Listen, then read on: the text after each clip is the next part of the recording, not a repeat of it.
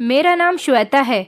मैं एक ऐसे परिवार में रहने वाली लड़की थी जिसको परिवार के लगभग सारे ही लोग प्यार किया करते थे, लेकिन ससुराल ऐसी मिली थी जहां पर मुझको कोई भी प्यार करने वाला नहीं था। शायद पति था, लेकिन वो भी अपनी माँ से बहुत डरता था। उसे अपनी माँ का इतना डर था कि वो अपनी माँ के सामने मेरी किसी ख्वाहिश को भी पूरी नहीं किया करता था। जिंदगी बस इसी तरह से गुजर रही थी। फिर मेरी जिंदगी ने एक ऐसा मोड़ लिया जिसने मेरी पूरी जिंदगी को हिला के रख दिया था, क्योंकि मेरे पति ने एक दिन मेरे सामने एक ऐसी बात लाकर रख दी जिसे सुनकर मैं हैरान रह गई थी। मेरा पति कह रहा था कि मैं तुम्हारा इलाज करवाना चाहता हूँ। मुझे लगा कि शायद वो किसी डॉक्टर की बात कर रहे होंगे, लेकिन उन्होंने कहा कि मैं तुम्हारा इलाज तांत्रिक बाबा से करवाना चाहता हूँ। ये तांत्रिक बाबा कोई आम सा बाबा नहीं था, बल्कि बहुत बड़ा और हमारे गांव का जाना माना तांत्रिक बाबा था, जिसको लगभग हमारे गांव के सारे ही लोग जानते थे और पूरा गांव उन पर भरोसा करता था।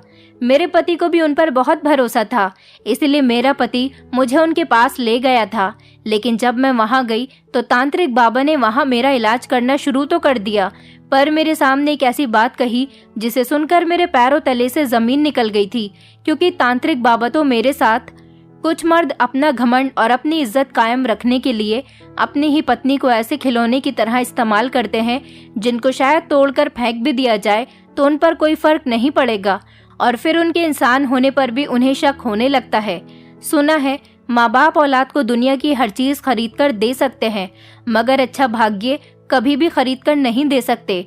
मेरे साथ भी कुछ ऐसा ही हुआ था।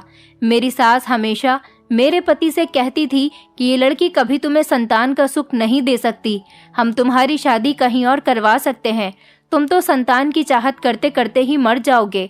तुमने शादी भी ऐसी लड़की से की है जिसको हम पसंद नहीं करते। तुम जानते हो कि हमारे गांव में रिवाज होता है, शादी से पहले कुंवारी लड़कियों का इलाज करवाया जाता है। हमारे गांव के ही जाने माने तांत्रिक बाबा से, जो ये बात पहले ही बता देते हैं कि ये लड़की शादी के बाद बच्चा पैदा कर सकती है या नहीं। पर तुमने तो अपनी मर्जी की पत्नी लाकर हमारे घर को सूना ही कर दिया। शायद हमारे घर में बच्चों की किलकारी कभी भी नहीं गूंजेगी। मेरी सास का आज सुबह से फिर से घर में शोर मचा हुआ था।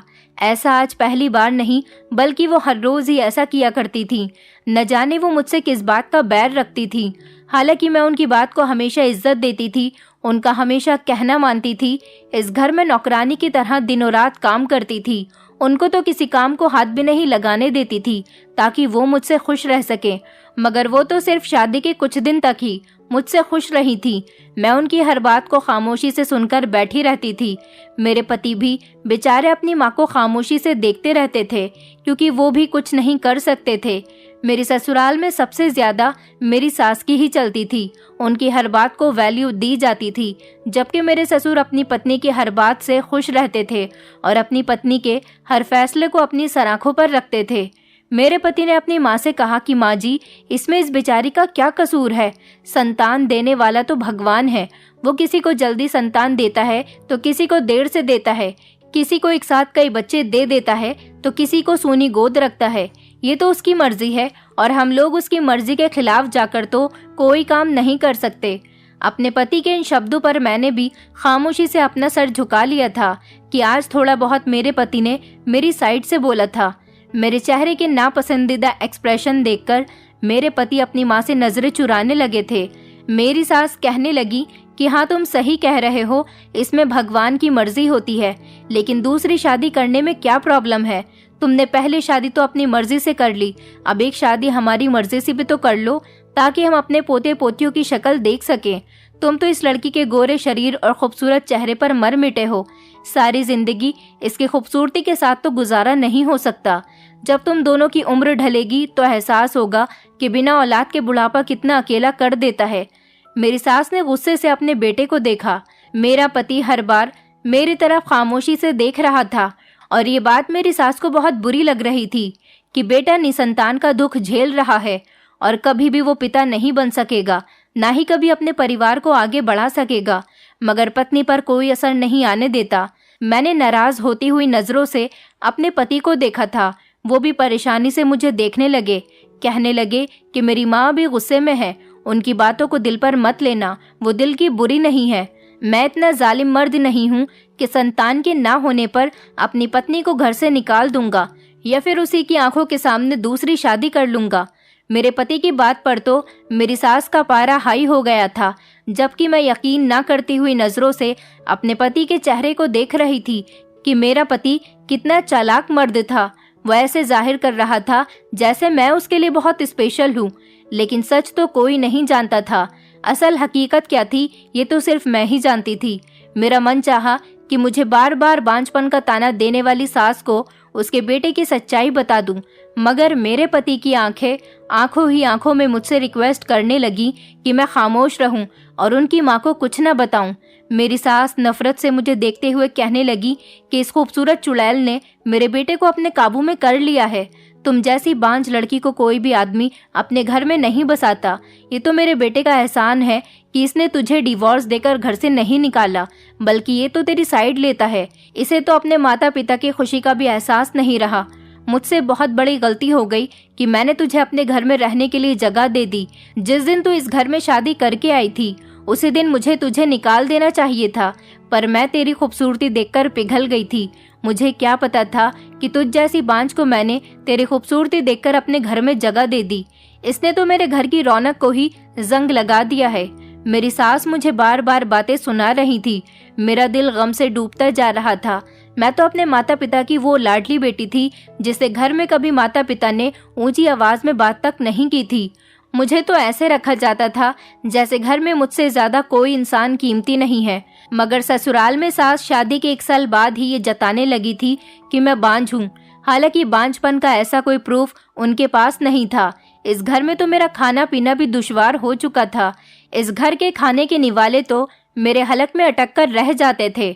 जब मेरी सास नफरत से कहती थी कि मैं तो किसी के कदमों में बैठने के काबिल भी नहीं हूँ, मगर उनका बेटा सर पर बैठाता है। मेरे ससुर एक मुंशी थे, सारा दिन घर से बाहर रहते थे और घर में आते ही अपने कमरे में बंद हो जाते थे, और मेरी सास मुझे सारा दिन घर में जलील करती रहती थी। शादी के कुछ दिन तक तो उन्होंने मुझे इज्जत से रहने दिया था, पर अब तो उन्होंने मुझे घर की नौकरानी बनाकर रख दिया था और एहसान जताती रहती थी कि शुक्र करो कि मैंने तुम्हें इस घर से नहीं निकाला। मैं तो तुम्हें अभी भी चुटकियों में घर से बाहर निकाल सकती हूँ। मैं इस जिंदगी से थक चुकी थी। मैं अपने पति से बार बार रिक्वेस्ट करती थी कि मेरी जिंदगी में ये सब कुछ कब बेहतर होगा, प्लीज तुम मेरे लिए कोई स्टैंड लिया करो, पर वो उल्टा मुझसे रिक्वेस्ट करने लग जाता था और हर बार मेरी जबान अपनी माँ के आगे बंद करवा दिया करता था। मेरे घर वालों को भी यही लगता था कि मैं अपने ससुराल में हंसी खुशी जिंदगी गुजार रही हूँ। वहाँ पर मुझे बहुत प्यार से रखा जाता है, क्योंकि मेरी सास ने मेरे घर वालों के सामने कभी भी गुस्से से बात नहीं की थी। वो उनके सामने मेरे साथ ऐसे बिहेव करती थी जैसे मैं उनकी सगी बेटी हूँ। ऐसा सिर्फ वो एक्टिंग करती थी। मैं क्या कुछ नहीं झेल रही थी ये सब तो मैं ही जानती थी। मेरे पेरेंट्स कहते थे कि तुम्हारा ससुराल बहुत अच्छा है, हमेशा अपने ससुराल वालों की कदर करना, तुम्हारे ससुराल वाले बहुत मोहब्बत देने वाले हैं। ऐसे सास ससुर तो किस्मत वालों को मिलते हैं। और मैं हर बार प्रार्थना करती थी कि काश मुझे भी वही सास मिलती जो अंदर और बाहर से एक जैसी ही होती, जो मुझे प्यार करने वाली होती, क्योंकि मैं तो उनको हर तरीके से अपनी सास और माँ दोनों ही मानती थी।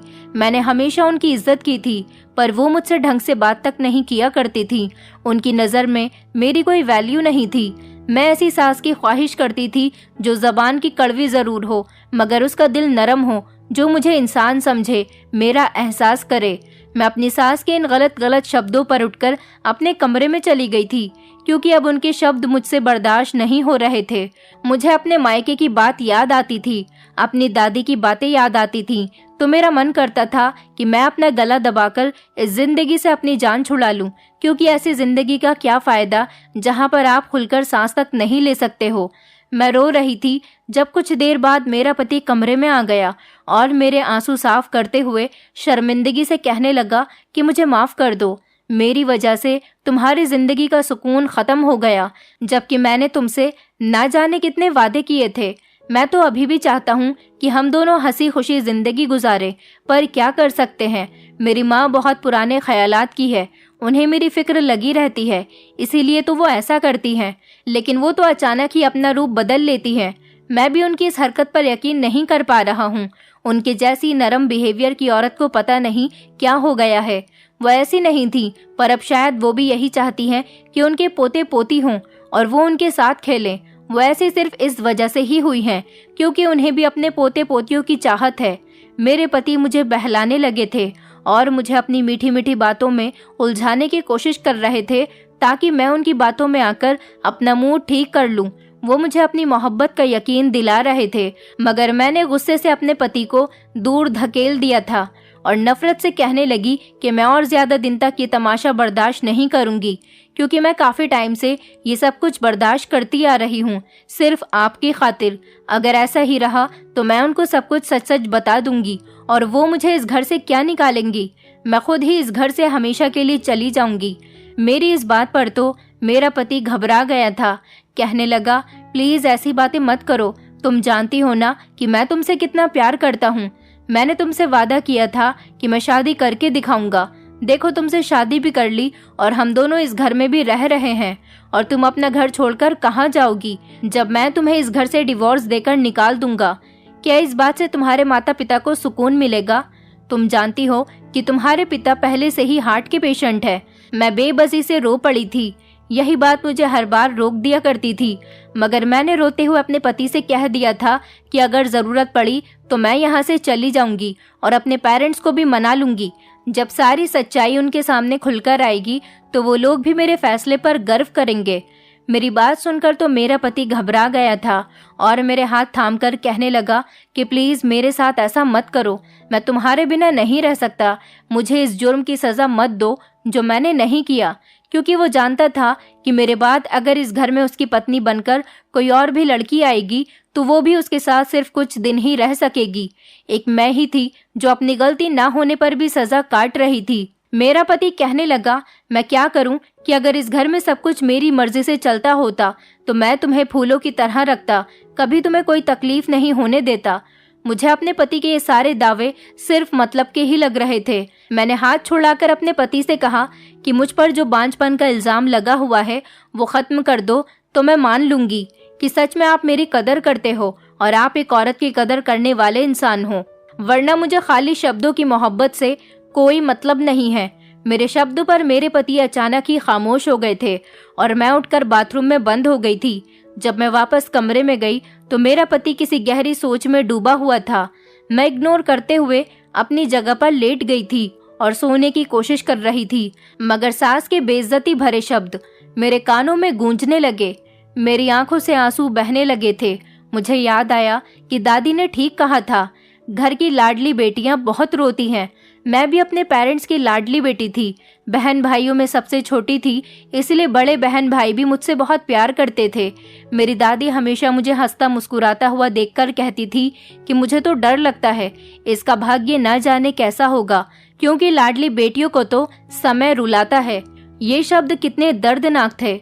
मुझे अपनी जवानी में कभी आइडिया ही नहीं हुआ था। मैं तो दादी की बातों पर हंसती रहती थी कि भला वक्त मेरा क्या बिगाड़ सकता था। जब मेरे घर वाले मुझसे इतनी मोहब्बत करते थे तो मेरी माँ मेरे अच्छे भाग्य की प्रार्थना करती थी और मुस्कुराकर कहती कि मेरी बेटी जितनी खूबसूरत है उतना ही खूबसूरत इसका भाग्य भी होगा। मैं थी ही बहुत खूबसूरत लड़की। मेरी खूबसूरती में किसी तरह की कोई कमी नहीं थी। जो देखता था मेरी तारीफ करता था। ढूंढने से भी मेरे अंदर कोई कमी नहीं थी। मैं जब बड़ी हुई तो मेरे बड़े बहन भाई अपने अपने घरों के हो चुके थे और अपनी फैमिलीज में बिजी हो गए थे। मेरी बहनें मेरे लिए भी रिश्ते तलाश करने लगी। मेरे माता पिता को मेरी शादी की कोई जल्दी नहीं थी, मगर दादी का कहना था कि लड़की की कम उम्र में ही शादी कर देनी चाहिए, वरना लड़की को ससुराल के माहौल में ढलने के लिए बड़ी मुश्किल होती है। दादी के इतना जिद करने पर मेरे पेरेंट्स मेरी शादी के लिए मान गए थे। इधर मेरे पेरेंट्स मेरे लिए रिश्ता तलाश करने में लग गए थे, उधर मुझे नमन नाम की एक लड़के से प्यार हो गया था जिससे मैं शादी करना चाहती थी। जब मेरी बड़ी बहन को इस बारे में पता चला तो उन्होंने मुझे समझाया था कि प्यार मोहब्बत में कुछ नहीं रखा, इसलिए अपनी फैमिली की मर्जी के मुताबिक शादी कर लो। मैंने नमन को जब पूरी बात बताई तो वो मुझसे शादी करने के लिए तैयार हो गया था। हालांकि वो जानता था कि उसके घर में सबसे ज्यादा उसकी माँ की ही चलती है और लव मैरिज पर कभी भी उसकी माँ राजी नहीं होंगी।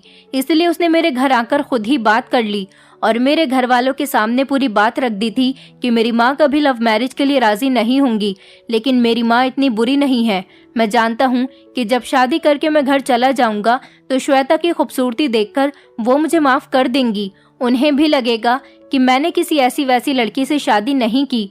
मेरे घर वालों को नमन ने पूरा भरोसा दिलाया था कि आपकी बेटी को मेरी वजह से कभी कोई परेशानी नहीं होगी।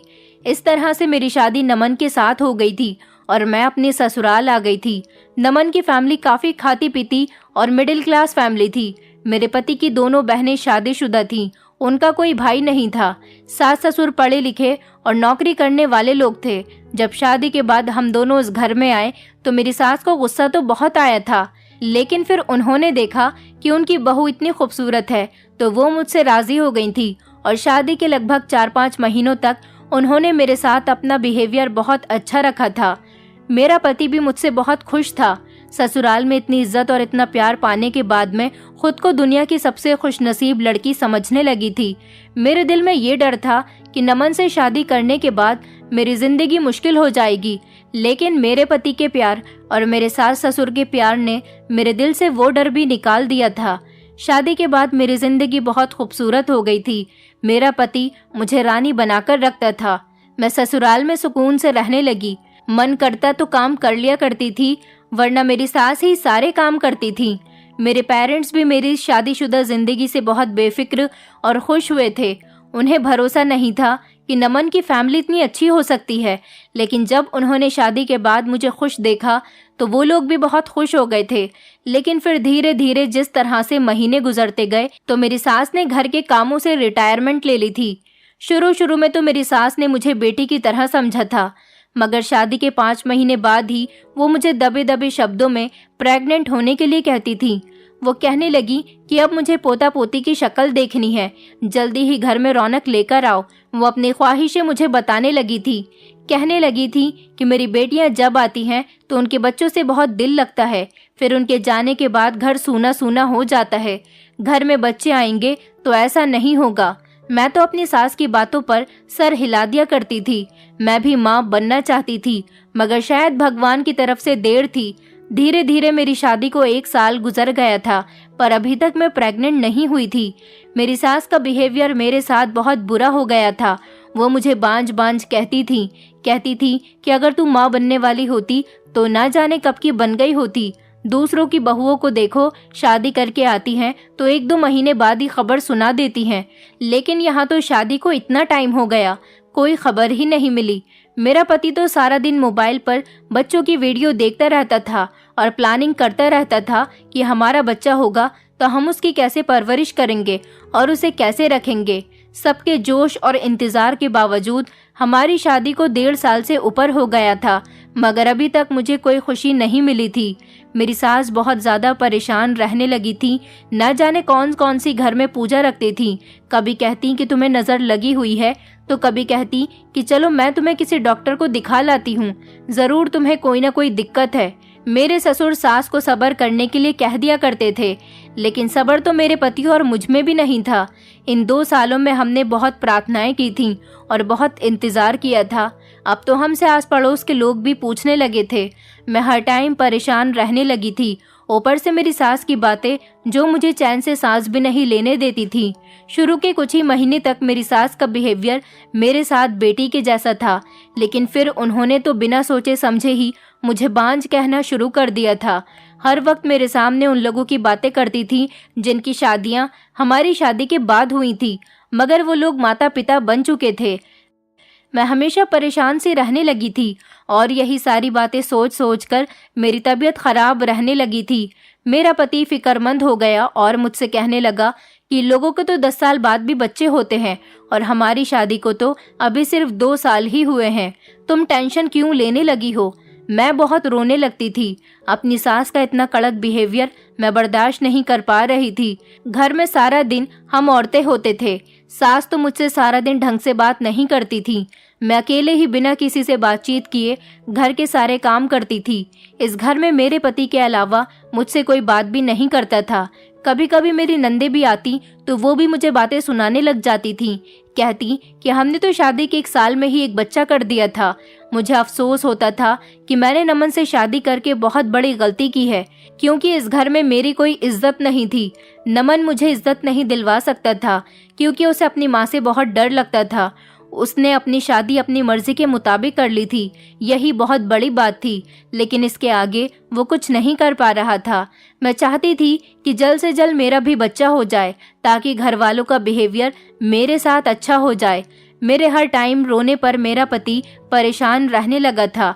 एक दिन मेरी सास मुझे बहुत बातें सुना रही थी, मैं रो रही थी और तभी अचानक मेरा पति घर में आ गया। जब उसने मुझे रोते हुए देखा तो उसने अपनी माँ से कहा था, माँ, भगवान से प्रार्थना किया करो, अभी तो हमारी शादी को 2 साल ही हुए हैं और आपने इसको इतनी सारी बातें सुना दी। मेरी सास अपने बेटे की बात सुनकर भड़क उठी थी।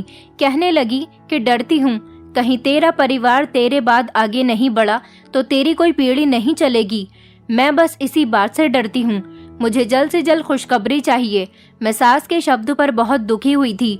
फिर मेरी सास ने एक ऐसी बात कही थी जिसे सुनकर मैं ठटक गई। मेरी सास ने मेरे पति से कहा कि अब मुझे वो कदम उठाना ही पड़ेगा जिसको मैं नहीं उठाना चाहती थी। वो ये कहकर खामोश हो गई थी। वो आखिर कौन से कदम की बात कर रही थी? इन शब्दों को सोच सोच कर मैं परेशान हो रही थी। मुझे लगा कि मेरी सास अपने बेटे की दूसरी शादी करवाना चाहती हैं। पहली पत्नी से बच्चा नहीं हो रहा तो शायद दूसरी औरत लाकर उससे बच्चा करवाना चाहती हैं। ये सोच मेरे दिमाग में आई तो मैं रो पड़ी थी। मैंने अपने पति को इस बारे में बताया तो वो हंसने लगे थे।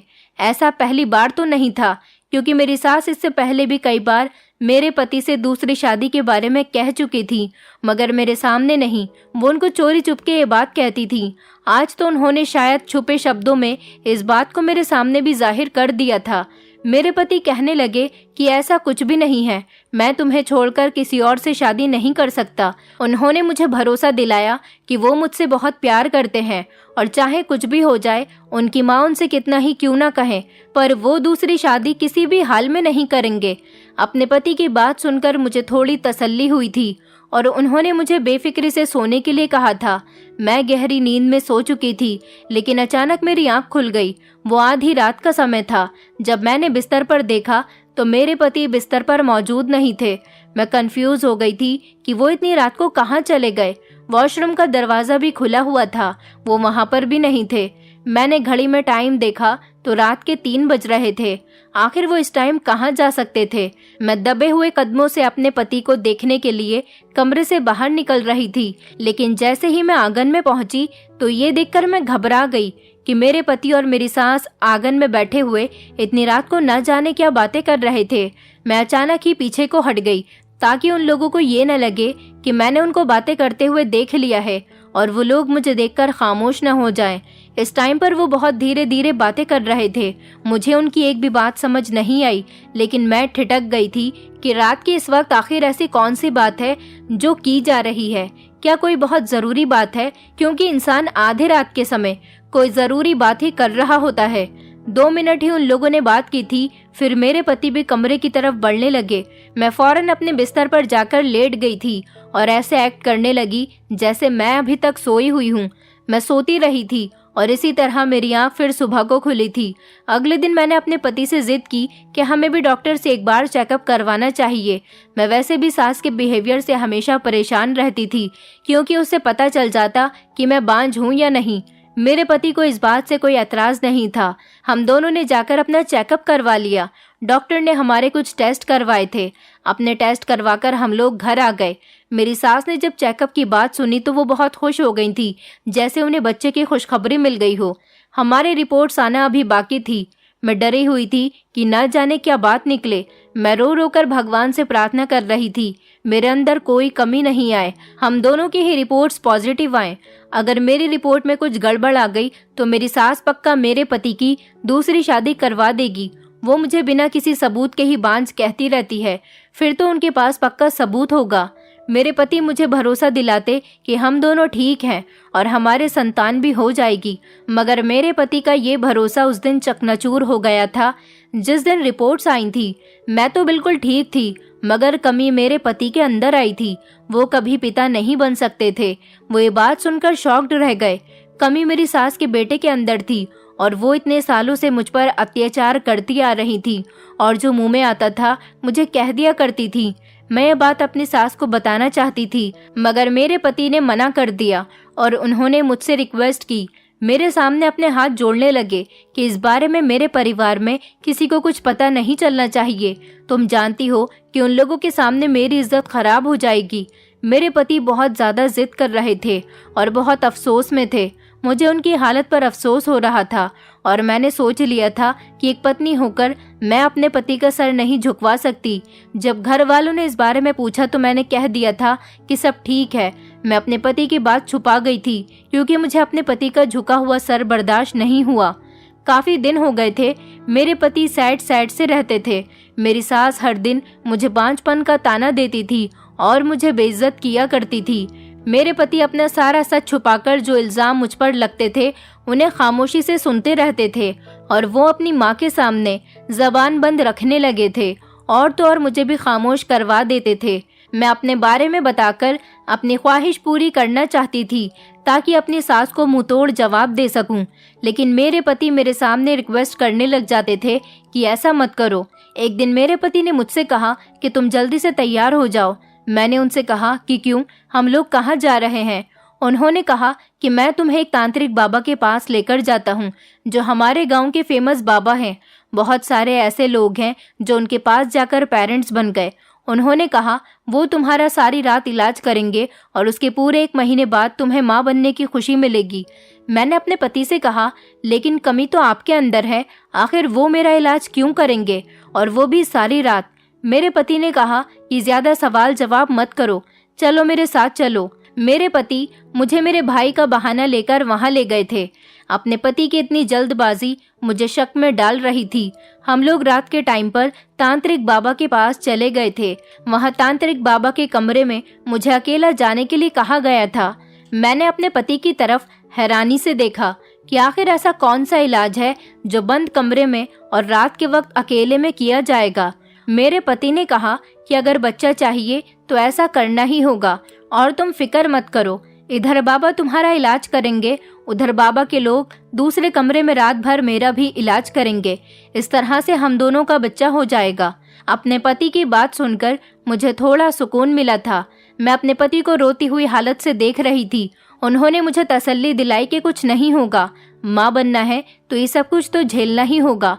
मुझे वहाँ की कुछ लड़कियाँ बाबा के कमरे में ले गई थी। ये कमरा छोटा था और यहाँ पर चारों तरफ अंधेरा छाया हुआ था। मुझे बहुत डर लग रहा था, मगर माँ बनने की खातिर मुझे इतना तो करना ही था। ये तांत्रिक बाबा लगभग 60 साल का बूढ़ा आदमी था।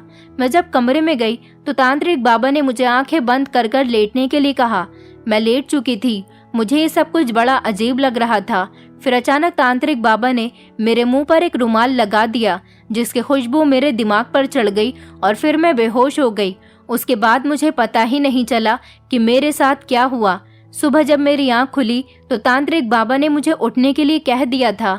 मुझे बहुत ही थकन महसूस हो रही थी। मैं अपने पति को पुकार रही थी। उन्होंने मुझे बताया कि तुम्हारा पति तो रात को ही चला गया था। बाबा की बात सुनकर तो मैं हैरान रह गई। मैंने कहा नहीं, मेरा पति तो सारी रात यहीं रुका था क्योंकि आपके ही लोग उनका सारी रात इलाज कर रहे थे। बाबा मुस्कुराने लगा और उसने कहा कि आधा घंटा इंतजार करो, तुम्हारा पति आता ही होगा। मैं एक तरफ बैठकर अपने पति का इंतजार कर रही थी। जब मेरे पति आए तो ये देखकर मैं हैरान रह गई थी कि मेरे पति के कपड़े तो बदले हुए थे। वो रात दूसरे कपड़े पहन रहे थे और अब काफी फ्रेश लग रहे थे। ऐसा लग रहा था कि जैसे वो नहा धोकर आए हैं। मैं उन्हें देखकर रोने लगी और उनके गले से लग गई। उन्होंने मुझे तसल्ली दिलाई कि अब भगवान हमारी प्रार्थना सुन लेगा।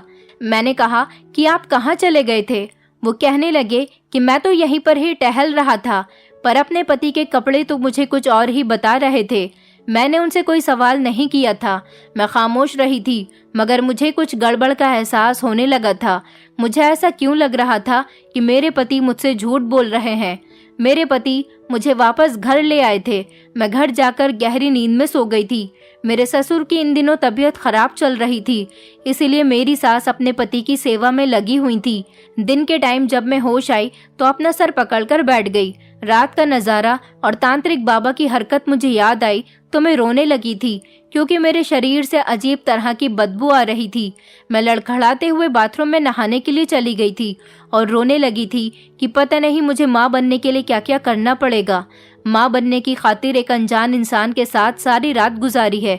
पता नहीं उसने मेरे साथ क्या किया होगा। मैं तो वैसे भी बहुत खूबसूरत थी, किसी की भी नियत मुझ पर आसानी से बदल सकती थी। फिलहाल मैंने सब कुछ भगवान पर छोड़ दिया था और मैं बुझी बुझी सी रहती थी। मेरे ससुर की तबीयत इन दिनों बहुत ज़्यादा खराब चल रही थी। 2 दिन से लगातार मेरे ससुर अस्पताल में एडमिट थे।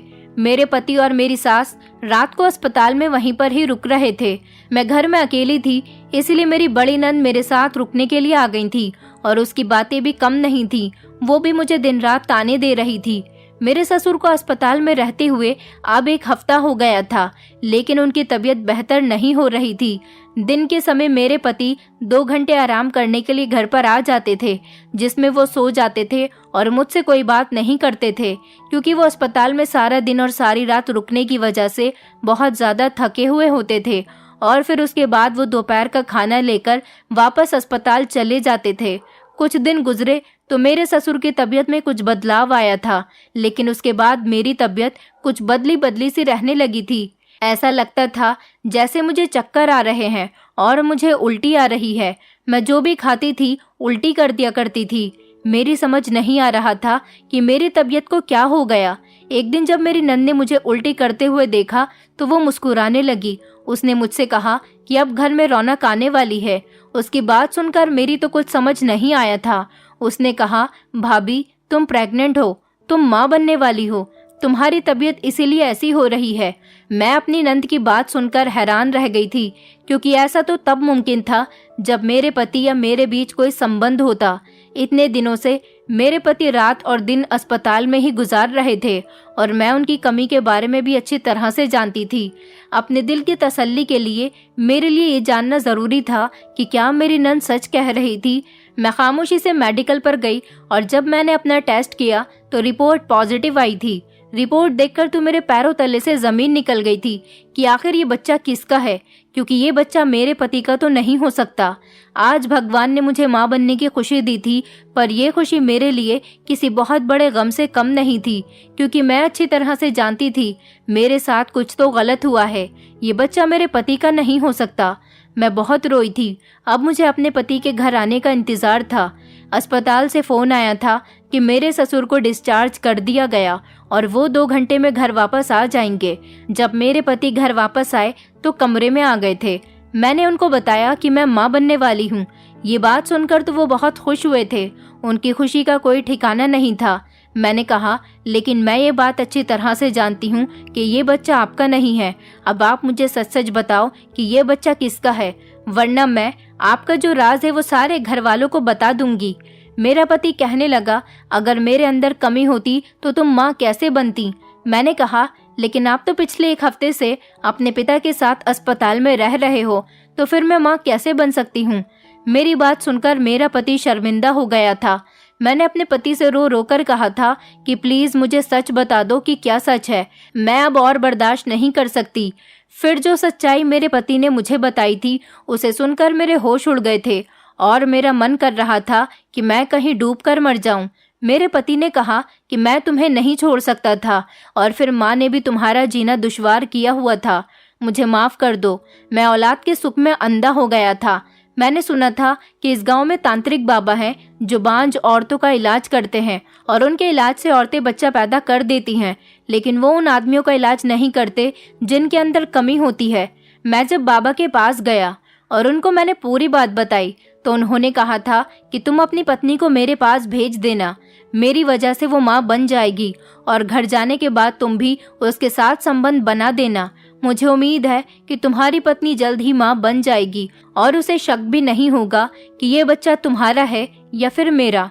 तांत्रिक बाबा की बात सुनकर मुझे गुस्सा भी आया था, लेकिन इसके अलावा मेरे पास और कोई ऑप्शन नहीं था, इसलिए मैं इलाज के बहाने तुम्हें वहां पर ले गया था। दरअसल ये बच्चा मेरा नहीं, ये बच्चा तांत्रिक बाबा का ही है। मुझे माफ कर दो, मेरा कोई इलाज नहीं है और ना ही मैं ये चाहता था कि मेरी कमी खुलकर मेरे घर वालों के सामने आए, इसलिए मैंने तुम्हारे साथ ये सब कुछ किया। लेकिन मुझे नहीं पता था कि अचानक पिताजी की तबीयत खराब हो जाएगी और इस दौरान मुझे तुम्हारे साथ वक्त गुजारने का मौका भी नहीं मिलेगा और ये सच्चाई जल्दी ही खुलकर तुम्हारे सामने आ जाएगी। मुझे लगा था कि तुम्हें कभी भी सच का पता नहीं चलेगा और इस तरह से हम दोनों अपने बच्चे के साथ खुशी खुशी रहेंगे। अपने पति की बात सुनकर मैं रोने लगी थी। मुझे अपने पति से नफरत होने लगी थी। अब मैंने सोच लिया था कि इस घर में मैं अब और नहीं रुक सकती। इसका मतलब ये था कि तांत्रिक बाबा ने सारी रात मेरी इज्जत के साथ खिलवाड़ किया था। उसने मेरी खूबसूरती का फायदा उठाया था। हालांकि वो औरतों का इलाज करता था, लेकिन जब उसने मेरी खूबसूरती देखी तो उसने मेरे पति को इस तरह से बेवकूफ बनाया था। मुझे अपने आप से घिन महसूस हो रही थी। मैंने उसी दिन सारे घर वालों के सामने अपने पति का राज खोल दिया था और मैं वहां से अपना सामान पैक करके अपने मायके आ गई थी। मेरे पति ने मुझे रोकने की बहुत कोशिश की थी, लेकिन मैं ऐसे इंसान के साथ जिंदगी नहीं गुजार सकती थी जिसने अपनी पत्नी को किसी दूसरे मर्द के हवाले कर दिया। मेरी सास तो अपने बेटे की कमी के बारे में सुनकर ऐसी हो गई थी जैसे उन्हें सांप सूंघ गया हो, क्योंकि उन्होंने मेरी कमजोरी का बहुत फायदा उठाया था। लेकिन अब वो ये बात अच्छे तरीके से जानती थी, अगर अब वो मुझसे कुछ भी कहती तो मैं उनको और उनके बेटे को अच्छी तरह से बदनाम कर सकती थी। मैंने अपने पति से कह दिया था कि मुझे डाइवोर्स दे दो, मैं तुम्हारे साथ नहीं रह सकती। जब मैं अपने मायके आई और मैंने अपने घर वालों को ये बात बताई तो उन लोगों को भी बहुत गुस्सा आया था और उन लोगों ने मेरे फैसले को सही बताया था। उन्होंने कहा कि अब तक तुम इतने अत्याचार क्यों बर्दाश्त कर रही थी, बल्कि तुम्हें तो ये कदम बहुत पहले ही उठा लेना चाहिए था। मेरे पापा ने तो मेरे ससुराल में जाकर काफी हंगामा किया था। इस तरह से सारे गांव में मेरे ससुराल वालों की बदनामी हो गई थी। मेरे पापा ने उस तांत्रिक बाबा को भी अरेस्ट करवा दिया था जिसने मेरे साथ गलत संबंध बनाए थे। मेरे पति ने काफी दिनों तक मुझे मनाने की बहुत कोशिश की थी, पर मैं नहीं मानी थी, तो हार कर उसने कुछ महीने बाद मुझे डिवोर्स दे दी और मैंने अपना अबॉर्शन भी तभी करवा लिया था जब मैं अपने पति के घर से आई थी, क्योंकि मैं अपने पेट में किसी दूसरे का पाप पालना नहीं चाहती थी। हालांकि मैंने औलाद के लिए काफी कुछ किया था, काफी सारे जुल्म सहे थे, काफी परेशानियों से गुजरी थी, लेकिन मैं इस बच्चे के साथ अपनी जिंदगी नहीं गुजार सकती थी जो मेरा था ही नहीं। मैं अब अपने माता पिता के घर पर ही रह रही हूँ और अपना मन बहलाने के लिए मैंने घर में सिलाई सेंटर खोल लिया है। अभी तो फिलहाल मैं शादी नहीं करना चाहती, क्योंकि मुझे शादी के नाम से भी अब डर लगने लगा है। आप लोग मेरे लिए प्रार्थना कीजिए कि मेरा आने वाला भाग्य अच्छा हो, क्योंकि गुजरा हुआ तो बहुत ही बुरा गुजरा। मैं आप लोगों से रिक्वेस्ट करना चाहती हूँ कि मेरे पति जैसे इंसान के साथ या फिर मेरी सास जैसी औरत के साथ कभी भी जिंदगी गुजारने का फैसला ना करें। जिंदगी बहुत बड़ी है और हमेशा इसको अपने हिसाब से जिएं, दूसरों के लिए या बच्चे के लिए भी। अपने ससुराल वालों के हाथों बेवकूफ कभी मत बनना। दोस्तों, उम्मीद करती हूँ आपको हमारी कहानी पसंद आई होगी। कहानी पसंद आई है तो वीडियो को लाइक करें, चैनल पर नए हैं तो चैनल को सब्सक्राइब करें और हाँ, नोटिफिकेशन बेल को जरूर दबाएं ताकि अगली अपडेट सबसे पहले आपको मिले।